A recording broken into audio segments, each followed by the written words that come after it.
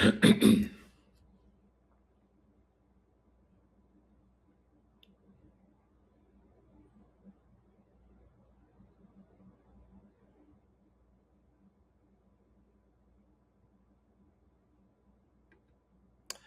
morning. Welcome to our third installation of Return to Reality. This is an energy reality check series from the National Center for Energy Analytics. I'm Mark Mills, Executive Director and co-founder of the NCEA. Today, we're going to talk about the challenge in guessing the future demand for oil and supplying it and why that matters. But first, logistical matter. After our brief presentations, we'll have time for questions, but please send any questions to the email address you'll see on the screen. Our discussion today centers on the recent oil forecasts offered by the IEA, the International Energy Agency, and the release today of our critique of those forecasts. Can we have the agenda slide up, please? To do that, we're joined by the co-authors of the NCEA report, Neil Atkinson, a visiting fellow with NCEA and formerly the head of the IEA's Oil Markets Division, and Adam Szyminski, a special advisor to the NCEA, and amongst other positions in his storied career, Adam earlier was the chief of the U.S. Energy Information Administration. Also joining us to comment on the NCEA report, we're honored to have Bob McNally, the founder and president of the Rapidan Energy Group. Bob's storied career includes service in the White House as energy advisor to President George W. Bush. My thanks to all three of these great experts for joining us to talk about the future of oil. So let me very briefly set the stage, noting a few recent events that highlight the fact that oil remains at the center of energy markets and geopolitics, as if we didn't notice recently. Just last week, France's Navy, not the American Navy, seized an oil tanker on the high seas, joining the United States in trying to enforce Russian oil sanctions. More than a few such tankers were seized by the United States because of sanctioned Venezuelan oil. And of course, Venezuela's massive oil resources were at the epicenter of a White House summit a couple of weeks ago, held with a phalanx of major oil industry executives in attendance. And last week, we saw Iran's oil exports rise to a 7-year high, despite U.S. sanctions. And that country's primary buyer, you likely know, is China. Then there are the billions of dollars in write-offs that the U.S. automakers recently announced as they recalibrate away from the fiction that conventional oil-burning cars will soon and rapidly be replaced by electric cars. Oil's economic and geopolitical centrality is what led to what we think of as modern energy policy. The entire modern era of energy policy began with oil. It was after the Arab oil embargo of 1973-74 that the terms energy policy and energy crisis entered the political and popular lexicon. That oil embargo triggered, as many of you know, a tripling in oil prices and a recession, and then the passage of the epoch-setting 1975 Energy Policy and Conservation Act. That legislation and every renewal or modification of it since has at its core the objective to reduce or replace the use of oil. And the result? Well, the U.S. today is using 20% more oil. Global use is up 60%, and oil still powers over 95% of all transportation and thus all commerce. Statistically, oil is the largest single source of global energy, supplying 30% overall. But that fact hides the reality that all products and services use oil somewhere, somehow, including to manufacture and transport all the things intended to replace oil. This year is the 20th anniversary of the State of the Union address, when President George W. Bush used the phrase that will live in infamy that we're, quote, addicted to oil. For civilization, this is the equivalent of saying humans are addicted to food.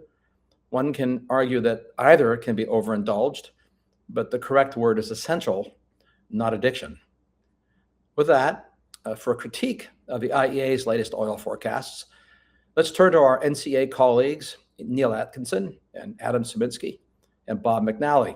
But first, again, a reminder that if you have questions, please email them to us at the address on the screen. We'll get to as many as we can shortly. So to kick us off, Neil will highlight the NCEA report he has co-authored with Adam. Neil, floor is yours. Thank you very much, Mark, and hello to everybody watching in. Mark, you've reminded us that oil remains very important for the global economy. And now let's just take a little more of a detailed look at what the IEA has said about the future of oil in the World Energy Outlook, which it published in the middle of last November. The first thing we need to say is that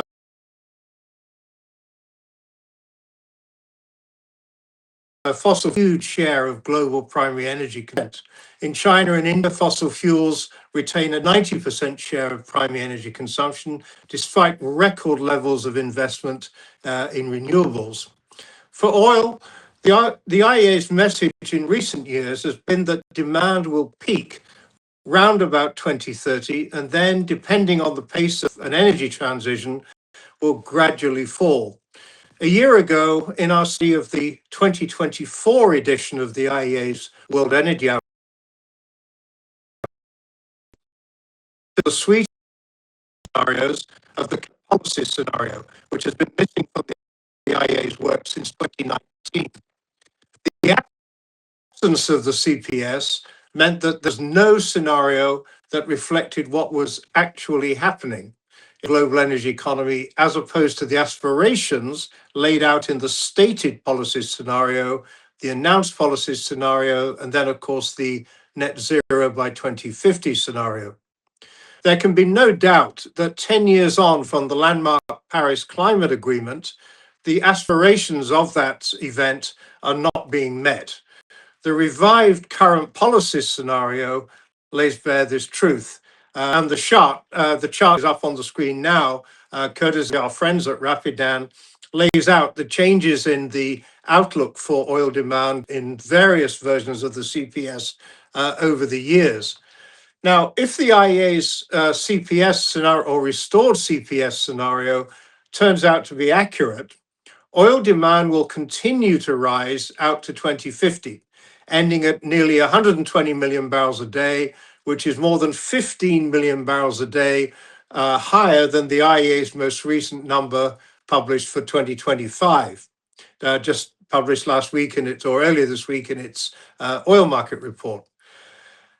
Even if we end up closer to the scenarios shown in the stated policies scenario, which is those policies which have been set out by government, and the assumption is that they will be implemented, even under that scenario, in 2050, demand is going to be close to 100 million barrels a day, which is in fact little change from the level that we see today.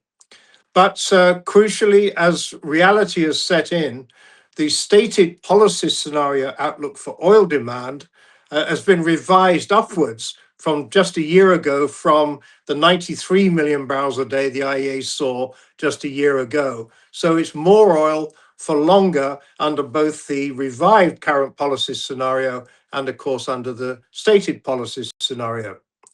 Now, the NCEA believes that we will see demand closer to the level outlined in the CPS as opposed to the stated policies scenario. In the next 25 years or so, governments will come and go, and around the world, as a result of those changes in government, climate policies will be changed. They may be strengthened, they may be relaxed. We just don't know. But what is clear today is that the momentum behind climate policies is stalling in many countries around the world. In our report, we show that the pace of growth in sales of electric vehicles is stalling as measures to ban the sale of internal combustion engine vehicles are rolled back and subsidies are either reduced or withdrawn. We've seen a major change in European Union policy recently on the sales of ICE vehicles as one example. And of course, in the United States, subsidies were withdrawn, I think, in October of 2025. Now, moving on to the question of critical minerals, in the longer term, questions need to be asked about the availability of the critical minerals necessary to achieve the level of electrification which is called for in various scenarios, not just those published by the IEA. In the World Energy Outlook 2025, the IEA does a great job in showing how the supply of critical minerals, such as copper, will likely fall behind demand. and also the crucial question of the concentration of the production and refining of critical minerals in China raises very important geopolitical questions. And indeed, we've already seen export restrictions for some critical minerals from China in recent months. Even if supply of critical minerals is available, analysis by the NCEA shows that there is unlikely to be enough shipping capacity available to move the minerals to the global markets. With oil retaining a pole position in transport, as Mark suggested in his opening remarks, particularly in shipping and aviation, as well as in petrochemicals, and with still very low oil use per capita in many developing countries around the world, the restored current policy scenario shows us clearly that we will need more oil for longer than the IEA was outlining just a year ago. So with oil demand remaining elevated through 2050, the issue arises about where the supply will come from. And this brings us straight to the crucial question of investment. Investment in the upstream oil and gas sectors fell dramatically after 2015's oil price collapse and was hit again, of course, by the COVID-19 crisis, which, of course, started early in 2020. The IEA's estimates for 2025 show that investment is still below the pre-COVID levels and significantly still below the 2015 level. In an excellent study published before the WEO itself was published, the IEA laid out the challenges posed by rising field depletion rates and emphasized the need for more investment to maintain production, let alone increase it. This is a dramatically different message from the IEA than we've been used to since the publication in 2021 of its net zero by 2050 scenario, which implied that spending on new developments would not be needed. This message, which the IEA in its own words in WEO 2025 now says, quote, is stretching feasibility to its limits, end quote, is seen as part of the reason for the apparent reluctance of international oil companies to raise investment spending. Our calculations showed if the world were to see upstream spending at the level seen during the first 15 years of this century, the coming decade is likely to be short by about $1.5 trillion in cumulative upstream investment that would be needed to increase supply to meet the likely levels of elevated demand.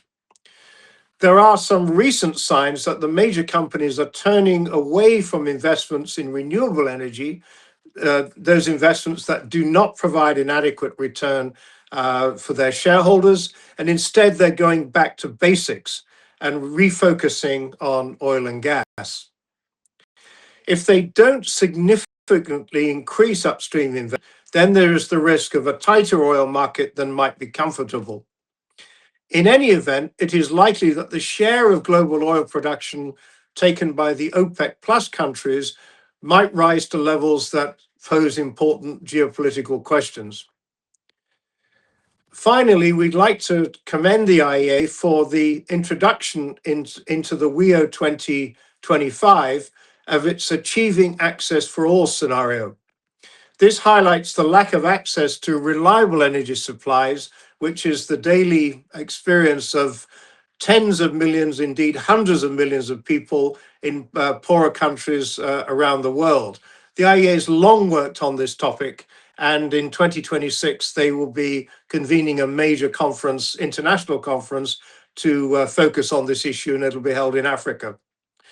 So in summary, our message is that the IEA in the 2025 World Energy Outlook has performed an important service in restoring a current policy scenario that should not have been removed in the first place.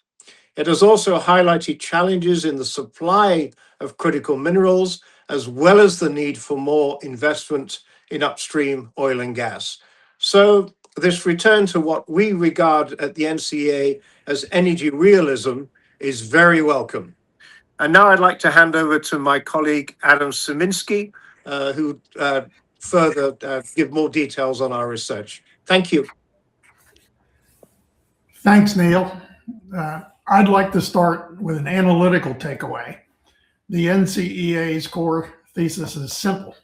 The world is not transitioning away from fossil fuels. It's layering energy sources, new energy sources on top of them. And the risks are growing around investments in the fuels that we still depend on. Our report argues that the IEA's World Energy Outlook 2025 represents a significant but incomplete return to realism in global energy forecasting. After 5 years of relying solely on aspirational transition scenarios, the IEA has restored the current policy scenario, providing a much needed and more credible baseline for policymakers and investors. The IEA now agrees with some reluctance that global energy demand may continue rising through 2050, with oil consumption significantly higher than previously forecast. This undermines the long-standing and I think deceptive concept of an imminent peak in fossil fuel demand and confirms that the global energy system is evolving through energy addition rather than energy replacement. As the NCEA report chronicles, electric vehicle adoption is slowing, critical mineral constraints are underestimated, and alternative fuel penetration in aviation and shipping remains limited. Meanwhile, natural decline rates in oil and gas fields require massive ongoing investment merely to sustain production. The IEA does acknowledge that underinvestment, as Neil indicated, and that it could lead to serious supply shortfalls, price volatility, and geopolitical issues. But it still clings to narratives that imply oil is going away. Overall, the latest IEA WEO signals some progress towards realism, but regretfully still relies on optimistic assumptions that, if embedded in policy, would risk destabilizing energy supply. The NCEA report concludes that fossil fuels will remain central to global prosperity far longer than previously acknowledged by the IEA and others, requiring policies that balance emissions goals with affordability, security, and development. Chart, please. The chart, which I think will be shown, there we go, shows the world's top 3 oil producers since 1985, Saudi Arabia, Russia, and the United States. Saudi production recovered from the lows of the mid-1980s and has been relatively stable on an annual basis for the last 20 years. Russian production dipped in the 1990s, recovered, and has been slipping recently, leaving production levels about the same as in 1985. The United States was in a downtrend from 1985 to about 2010, but with shale revolution underway, production has climbed by nearly 13 million barrels a day from that low point.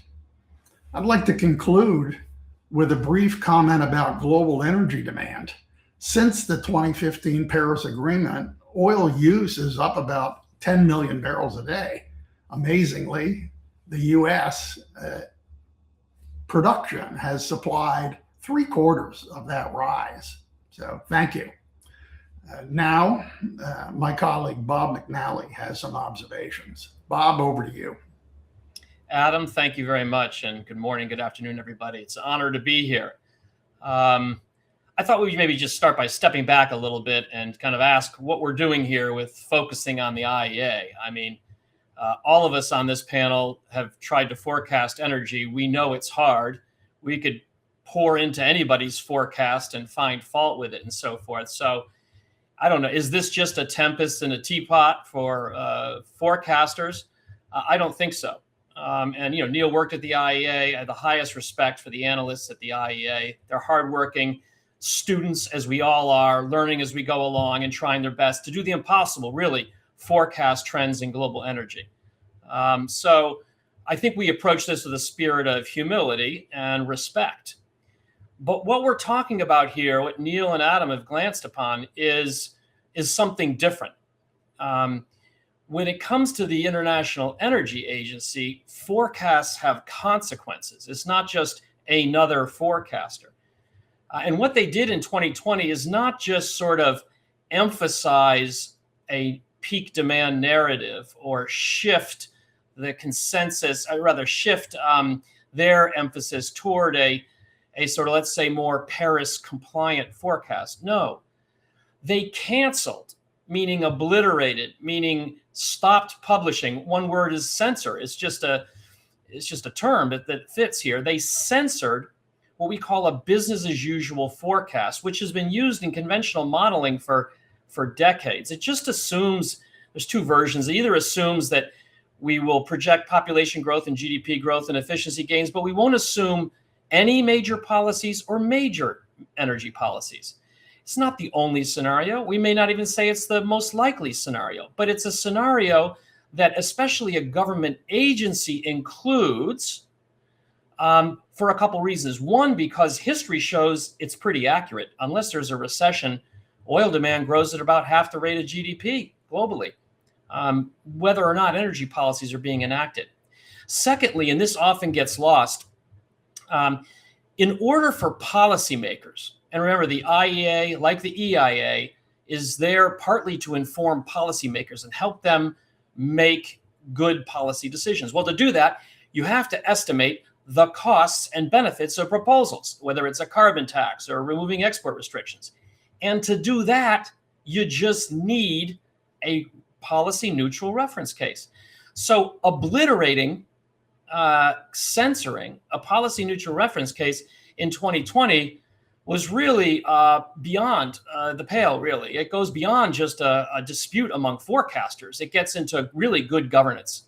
And we're so glad, I'm glad, I know we all are on this panel, and we all should be, that the IEA has returned in the World Energy Outlook last November, to including that reference case. And I know countries were concerned, Japan, certainly the United States. I congratulate the Department of Energy, United States, for with other countries encouraging the IEA to resume that business-like approach to forecasting. So it's a huge improvement.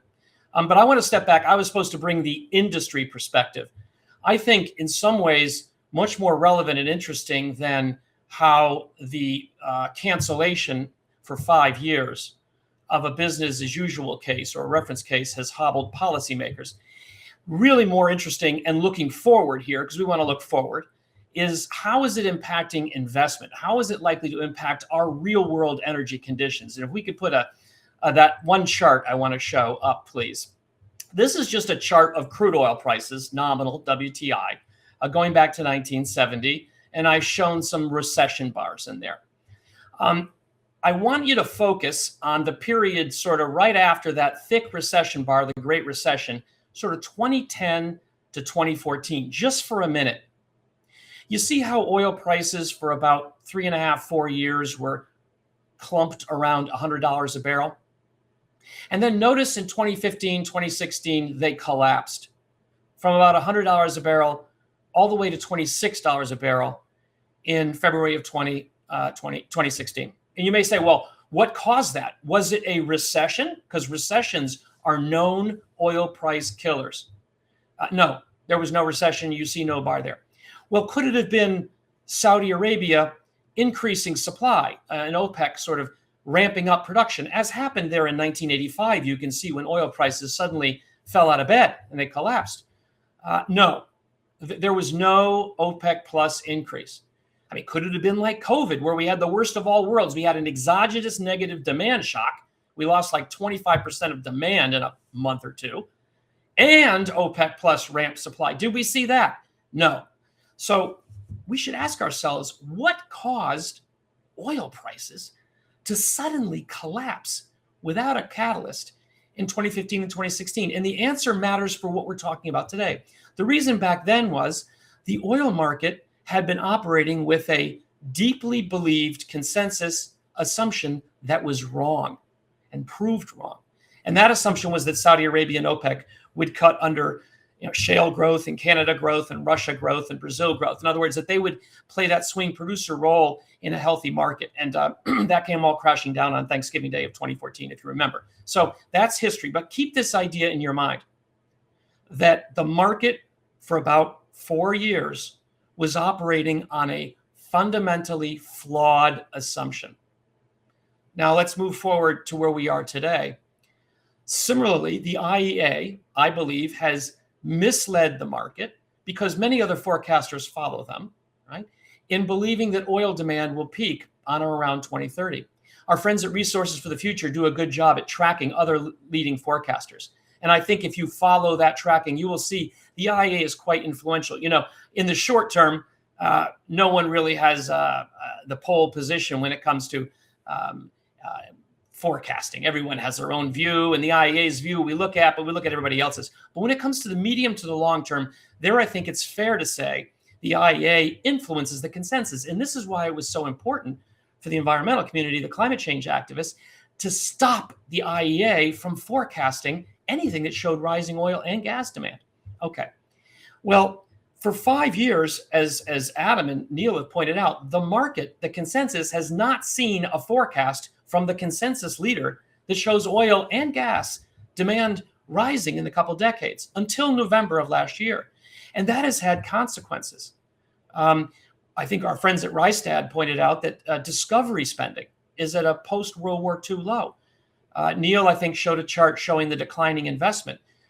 We are not investing enough in oil, and I would argue gas, for a world beyond 2030 where demand doesn't peak, as the IEA and many others have been believing for the last 5 years or so.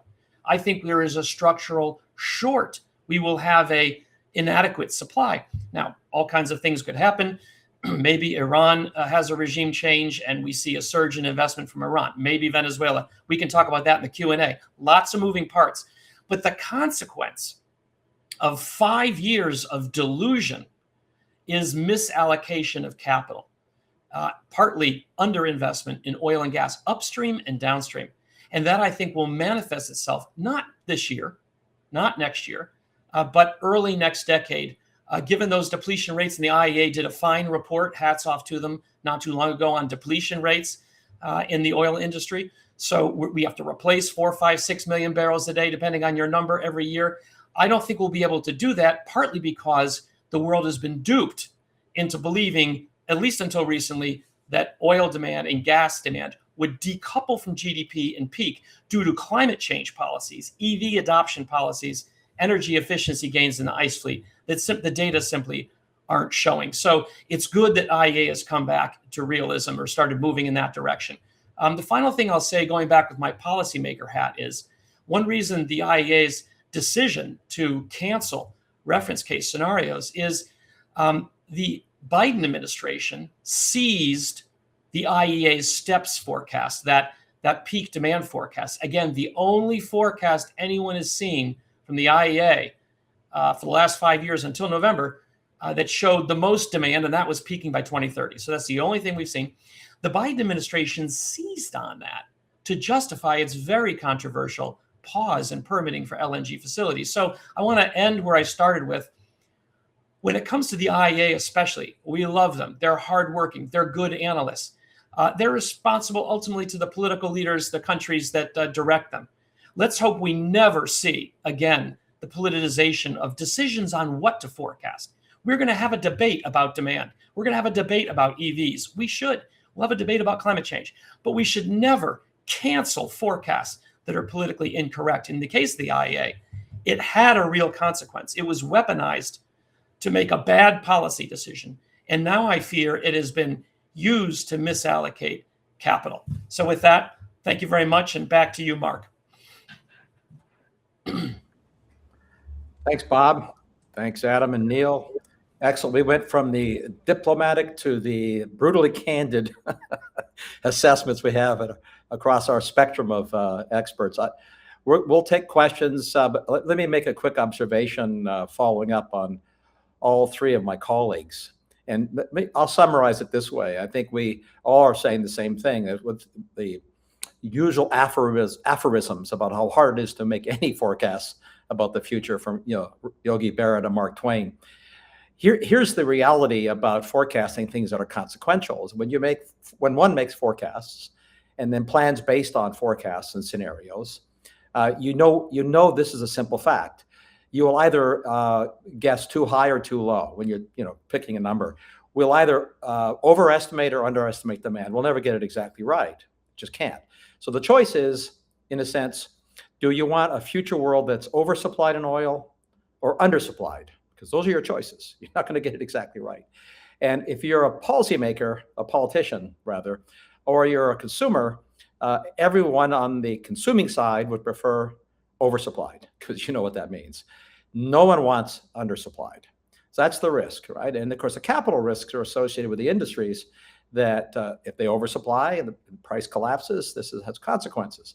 But from a policymaking perspective, you know which one you would prefer. So that's why I think these are consequential, as Bob said very clearly, and Neil and Adam. These are non-trivial because of the centrality of oil.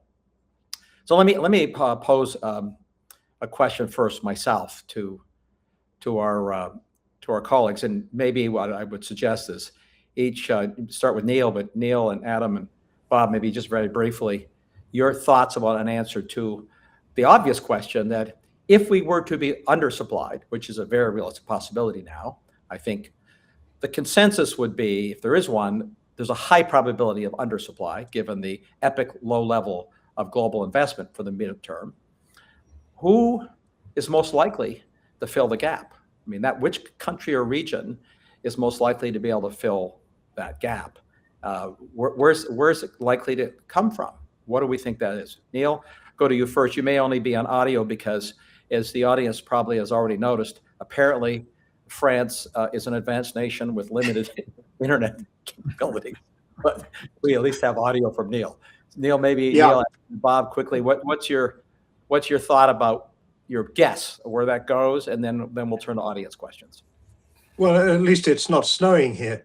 In the World Energy Outlook, the IEA do point out that they single out Russia, Venezuela, and Iran as countries which, of course, currently are under sanctions of various kinds.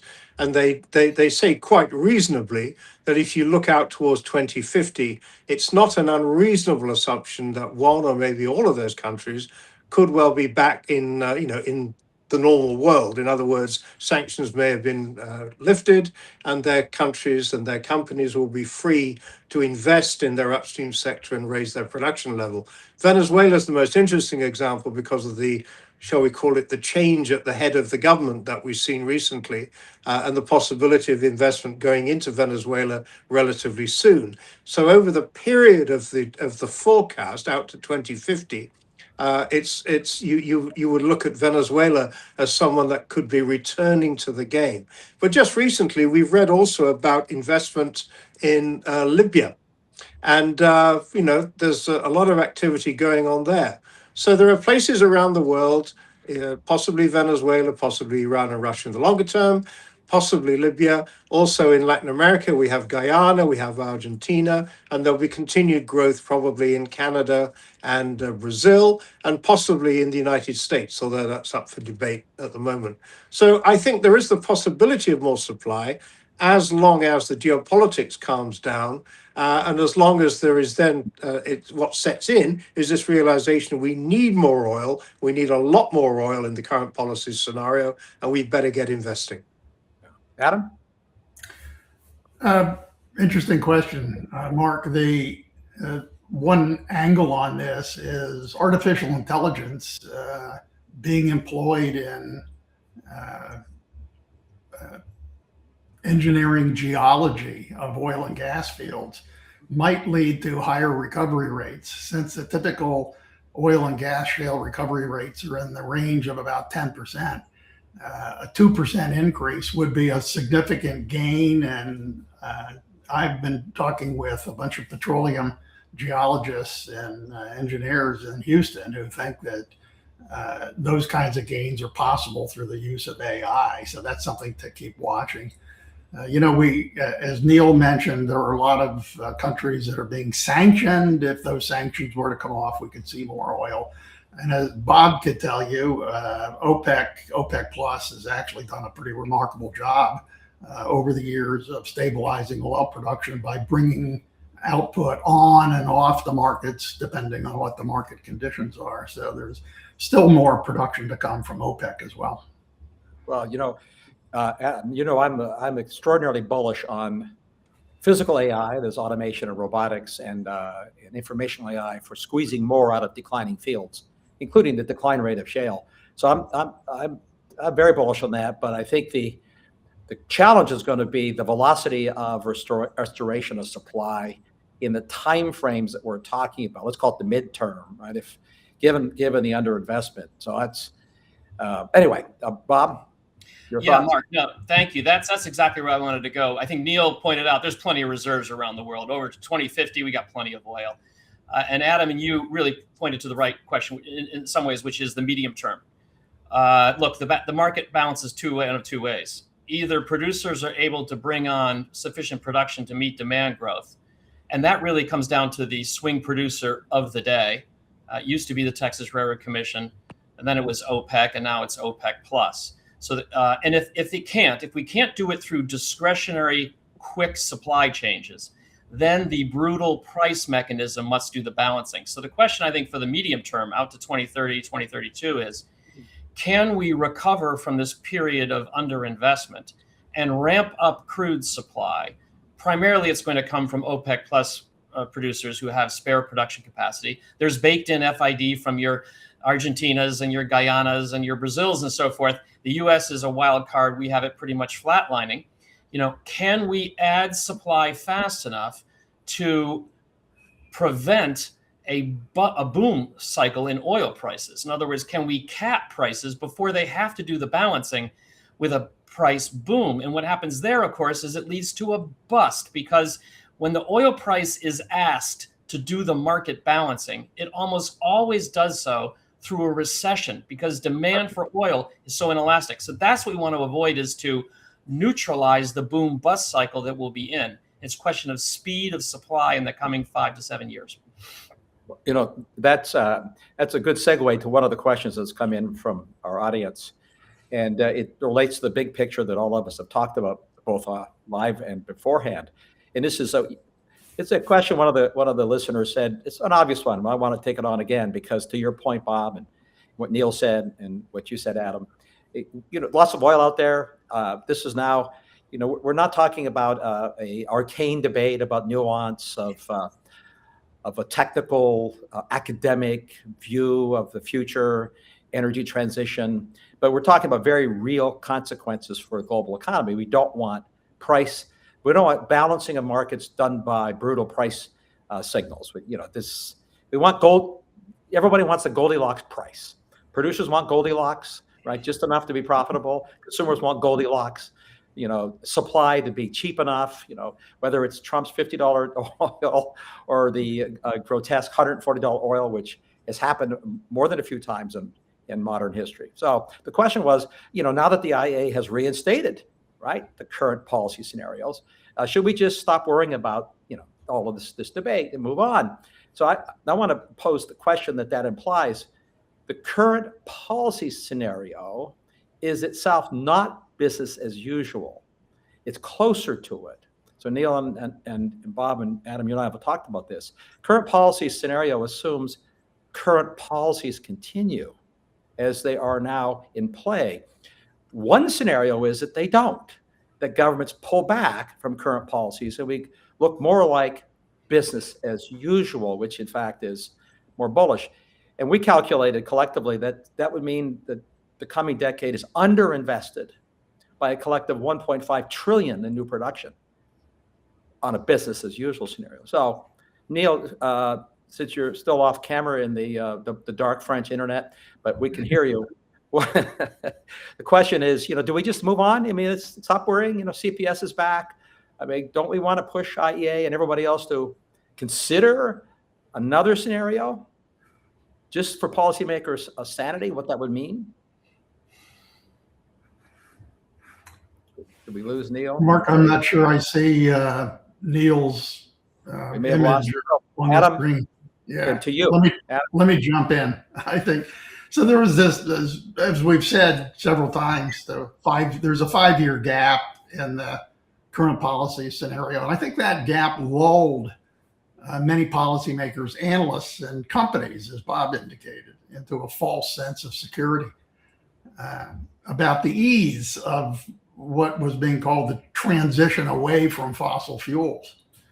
And the narratives of a lot of people during this period ignored really, really important questions of affordability, security, and economic development. And so I think that we're moving on, but I think we have to understand that that was a mistake and that we don't want to repeat that mistake going forward. Back to you, Mark.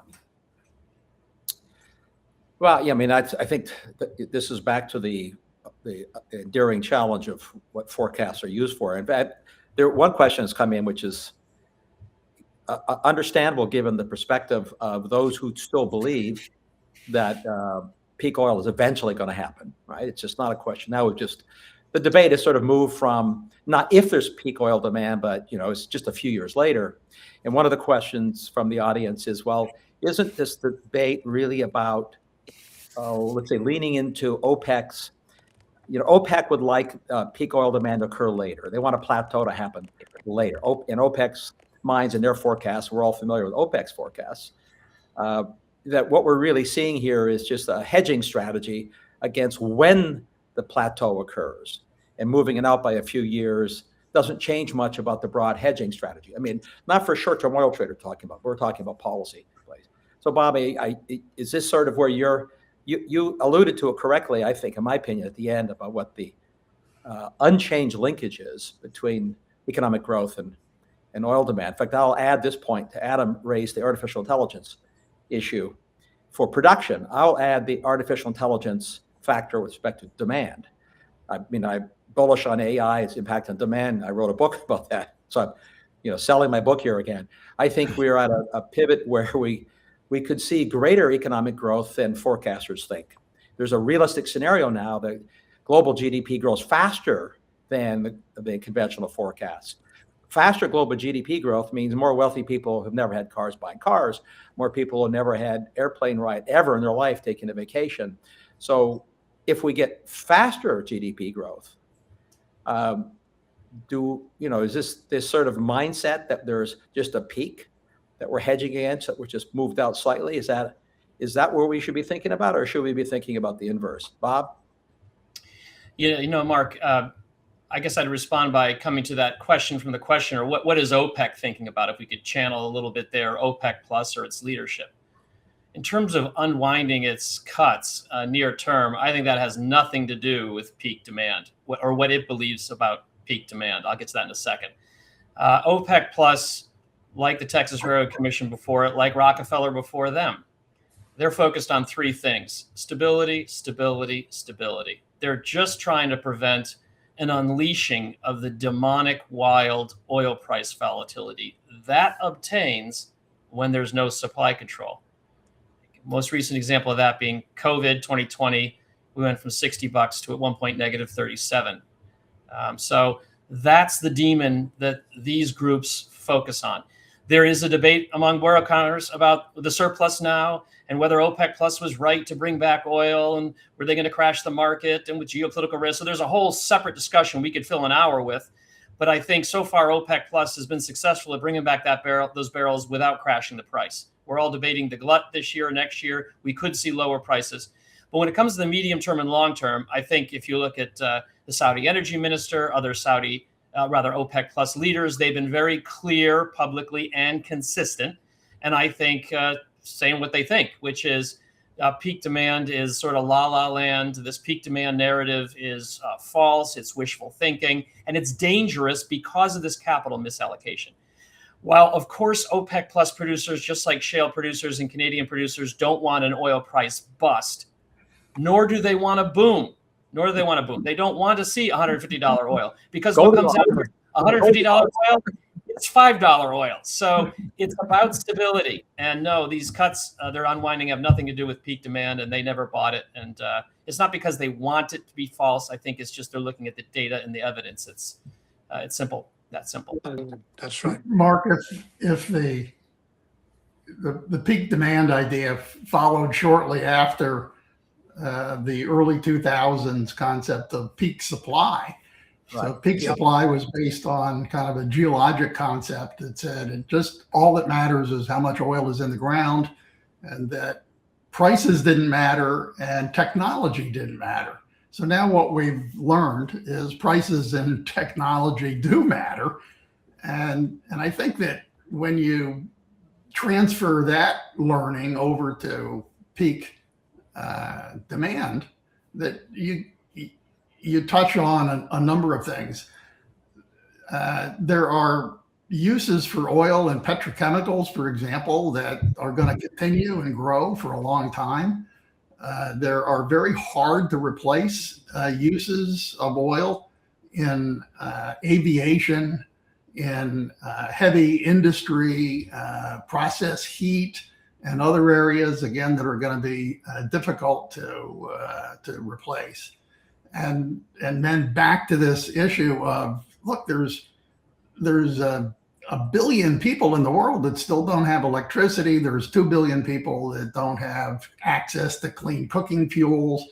And as Neil pointed out, the IEA has now written about that again, and that is a really important topic. I mean, I think that well, sure, at some point in the indefinite future, we might see a peak in oil demand, but I don't think it's anytime soon. And I think that policies ought to reflect not a peaking, but an assumption that we can find a way to provide that fuel. And coming back to this very, very important message, emissions are important, but you have to think about affordability and security and development along with that, and balance those issues off. That's what policymakers have to do, and they should continue to do that. Back to you. Well, I see we have Neil back, which is exciting news. We'll see if the connection holds. Neil, I want to push you a bit on not criticism, but the answer to the question that, since, as we talked while you were restoring connectivity, that the CPS is not a business as usual scenario, of course. It's No. current policies continue. And the analysts in the shop that you used to run, these are really good people. They're very smart. And it would be great. And do you think there's any prospect for the IEA running a scenario? It's a scenario, not a prediction, right? Not a hope, that the world does what it's now doing, which is unravel, not continue current policies, but unravels them. And the consequences of that in terms of demand are not modeled in the IEA, but certainly all of us are, that's what we're talking about. Yeah, sure. And you and I have talked about this in recent weeks. And so the direction of travel, so to speak, of climate policies, the pace has slowed, no doubt about it. And we've seen in the European Union the pushback on the ban sales of ICE vehicles. We've seen the withdrawal of the subsidy in the United States. And there's political pressure in some countries in elections voting against climate policies. So yeah, it isn't unrealistic, perhaps, for the IEA to sit down and think, well, hang on a minute, instead of ending up somewhere between maybe current policy scenario and stated policy scenario, which would not be a wholly unreasonable outlook. How about as another case where in fact things go into reverse, and in fact EV sales do stall, or perhaps when EVs reach the end of their life and people are moving to another vehicle, they change back to an ICE. Maybe that would be certainly worth looking at. But there's a question of bandwidth there, I guess. But I think the main message is that we are delighted at the restoration of the CPS. We acknowledge that it's not a business as usual scenario as such. But yeah, the idea, Mark, I think is something worth thinking about. And maybe we'll maybe write to the IEA in the coming weeks and see if that might be a feasible scenario for them to introduce. Well, all of us will be hoping that happens. Here's a lot of questions coming in around going back to the issue of what happens next, given the underinvestment. Where's the focus? There's everyone in our audience is very sophisticated about the fact there's lots of oil resources.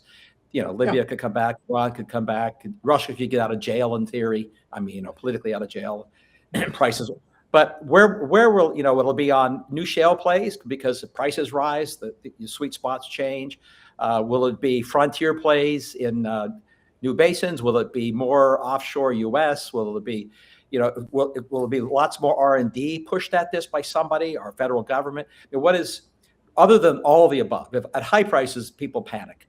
But maybe first, Bob, from an industry perspective, Adam, Neil, if you had to pick, rank order 1, 2, 3, what happens first? 1, 2, 3, and then we'll get to another question. Yeah. So to answer that, Mark, you have to ask yourself, what's going to happen between now and, let's say, the tightening later this decade? Very important. Go back to this glut debate. Wrap it in, barring a geopolitical disruption, non-zero chance, we think the trend in oil prices is down. We're not as big a we don't have as big a surplus as the IEA, but we're going lower. $50 oil, maybe a $40 handle. That we could have to endure that, especially if OPEC Plus is late or doesn't manage the market, or we don't have a disruption risk. So I say that because it's important, because I think, back in 2014, there was a thunderclap and everyone realized Saudi wouldn't cut and everybody adjusted almost instantaneously. This is slower. We're now obsessed with Venezuela and Iran. And what we're talking about perhaps has not gotten the same visibility as these other issues. So I think there's still going to be this lingering sense of a peak, or maybe it's 2032. And if we go into a period of lower oil prices, it makes investment in shale harder. So if you put a gun to my head and cocked it, I think it's going to be in certainly OPEC plus producing countries. I think offshore countries, Brazil, Guyana, Argentina, where, let's say, this peak demand idea and this fear has taken less hold and will be less of an impediment on investors. But those investors looking at shale, if you're concerned about oversupplying and crushing the price, so I think it's going to be, unfortunately, the first dollars are going to flow to plays outside the United States to meet the supply gap. And then we're going to draw on, of course, spare production capacity. UAE has plenty. Saudi Arabia has some. I think we'll, in a year or two, be talking about whether Saudi Arabia doesn't want to increase its total production capacity. There are plans in the books to do that. That's really, we get the quickest oil. Final point I'll make is everybody's going to have their eye on Venezuela and Iran. Because if we have a change in regime in either two places where they're friendlier towards Western investment, those are the two countries, especially Iran, where you could see a meaningful increase in supply by 2030 that moves the needle. Yeah, that's true. Adam, quickly, got another question, but before we get to I think, things in Iran and Venezuela are still very unsettled. And in the very long term, I think that Bob is right. There's an opportunity there. In the very short run, you have OPEC spare capacity and you have things like the Strategic Petroleum Reserve that can be used. So I think it's that middle ground that we're really kind of unsure of where things are going. And Mark, I'm going to come back to your point. I mean, I think that prices can affect demand as well as supply. And I think if prices start to rise, that what we'll see is a pretty quick response on both the supply and demand side. And OPEC plus still trying very hard to maintain stability in the oil markets. what say you, Neil? A quick point on Venezuela, as I may be the only person on this call that worked for Petroleos de Venezuela. I can remember the good old days when production was very close to 3.5 million barrels a day. And there was a corporate plan in the mid-late 90s that I remember very well to raise production capacity to 5.6 million barrels a day, aimed mainly at the United States, because in those days, shale oil hadn't been invented, so to speak. Now, I'm not saying that Venezuela can get back to 3.5 million barrels a day, but there is no doubt whatsoever that the resource base is enormous. Whether it's 100 billion barrels or 300 billion barrels, it doesn't matter, a lot. And given the right conditions, there's no doubt that Venezuela's production could rise significantly in the next 10 to 15 years. I actually think more than Iran, but Bob and I can agree to disagree on that. So Venezuela could, in the right conditions, be a major source of growth. It's now less than 1 million, was 3.5, and that gives you, an idea where the extra supply might come from towards the end of the forecast period. So one of our listeners asked the obvious question. It's the elephant in the room. The price signal will also impact investment in alternatives, right? If If the oversupply scenario in the short term continues, which seems likely, absent exogenous geopolitical events, then it's very hard to justify expensive alternatives. If you get the other price signal, will governments, this may be a question that answers itself, but I'll put it to the three of you. Will governments reanimate subsidies and mandates, and investors reanimate their enthusiasms for alternatives if we get the high price signal in the late near term, right? We're not talking about waiting a decade. We're talking about the markets rebalancing in, call it a year or two. That's not very far in the future when you're putting billions of dollars at stake. So what say you? Start with Bob, then same rotation, Adam, Neil. You know, history shows that it's when we have big oil price increases, we tend to see policies to promote alternatives, efficiency, and so forth. Think of the late 70s, think of 2008 and the period before then. Conversely, when oil prices go down, policies weaken because policymakers, elected officials do not like burdening their voters with expensive policies. So we have this almost boom and bust in policy as well. And I'd expect that to continue. I think the biggest risk, so the questioner has a good question, were we to see a sustained increase in oil prices, sustained, then I think, yes, you will see capital privately moving in to look for substitutes and so forth. So, and it's that capital investment, that unlocking of innovation and technology that perhaps poses the biggest risk to future oil demand growth, not some announced mandate by some future year when that official making the mandate announcement will not be in office and accountable to implement it. That's true. Yeah, amen. Adam. Well, I'm not a big fan of mandates. Those seem to always go wrong. So subsidies is an interesting question. I mean, I'm not actually opposed to subsidies. Subsidies make sense.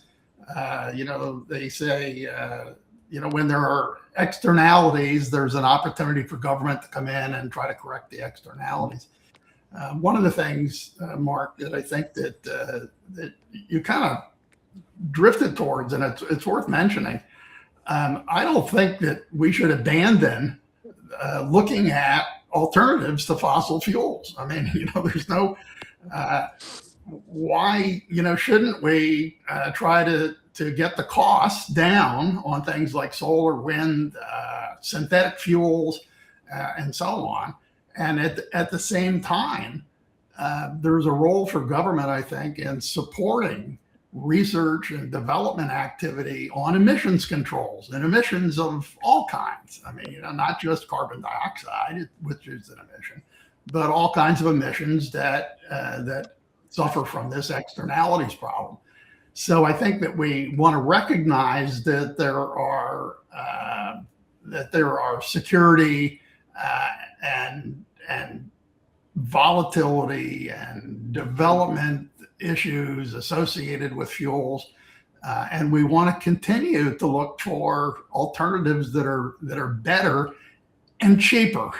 Like not more expensive. So the government subsidies ought to be designed to lead us towards lower cost applications. The key word, of course, in the affordability world is cheaper. So we've only got 2 minutes left, and so we'll end with who we began with. Neil, you get the last word on this, the grand macro of substitutability, affordability, future oil. Well, I heard the word subsidy, and shivers run down my spine. I'm sitting here in Europe, where every government is tapped out. I mean, where is the money going to come from for subsidizing transitions to other fuels? The big oil companies, Shell and BP and the others, they've read the writing on the wall. This is not affordable in terms of them being able to generate returns to their shareholders. And until it is, we have to go with the energy mix that we've got. I mean, in the report we wrote, I think last year on the WEO, we talked about the US subsidies for EVs, where it turns out that 72% of people that bought an EV using the subsidy would have bought one anyway. There's lots of very, very badly targeted subsidies. I think there is limited scope given the fiscal position of most governments. And, I'm glad that we're looking now at a return to realism in the global energy picture, particularly with relation to oil.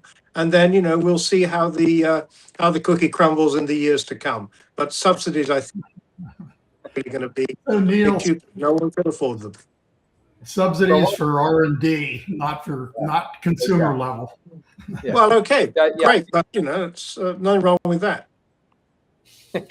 I think that's the nuance in the return to reality, is that one can support basic science and R&D, but it's very unsatisfactory for policymakers who want quick results. And so this again is back to the theme that we started with, what we've titled this series as the return to realism. Energy is just too important. Oil itself is just too important. So we'll be back with more of these series, both with this team and other teams. And if you didn't read the report that Neil and Adam co-authored, you can get it online. It's PDF. We don't charge for these reports. Thank you, Bob. Thank you, Adam. Thank you, Neil, for your service, as they say. It's been very helpful. You've done a great service, in my opinion, on helping a restoration of realism in thinking about oil and oil markets and energy markets. This is not a rah-rah, only drill for oil point of view. It's a realism point of view. With that, thank you all. Thank you to the audience for joining us. And until next time, this is Mark Mills with colleagues for the NCEA signing off and thanking you. Thank you.